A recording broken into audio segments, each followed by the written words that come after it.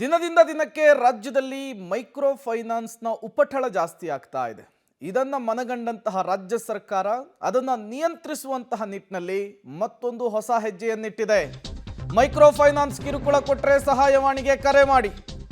ರಾಜ್ಯದ ಸಹಾಯವಾಣಿ 112 ಅಥವಾ 1902ಗೆ ಸಂಪರ್ಕಿಸಬಹುದು. ರಾಜ್ಯದ ಮುಖ್ಯ ಕಾರ್ಯದರ್ಶಿ ಶಾಲಿನಿ ರಜನೀಶ್ ಅವರು ರಾಜ್ಯದ ಜನರಿಗೆ ಮನವಿಯನ್ನು ಮಾಡಿಕೊಂಡಿದ್ದಾರೆ.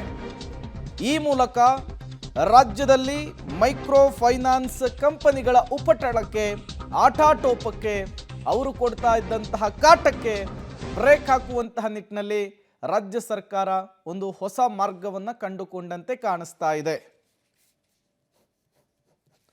ಬಡ ಜನರ ಅವಶ್ಯಕತೆಯನ್ನು ಬಂಡವಾಳ ಮಾಡಿಕೊಳ್ಳಲು ಕೆಲವು ವ್ಯಕ್ತಿಗಳು, ಅನಧಿಕೃತ ಲೇವಾದೇವಿದಾರರು ತುರ್ತು ಅವಶ್ಯಕತೆಗೆ ಹಣವನ್ನು ಕೊಟ್ಟು ಹೆಚ್ಚು ಬಡ್ಡಿಯನ್ನು ವಿಧಿಸಿ ಶೋಷಣೆಯನ್ನು ಮಾಡ್ತಾ ಇದ್ದಾರೆ.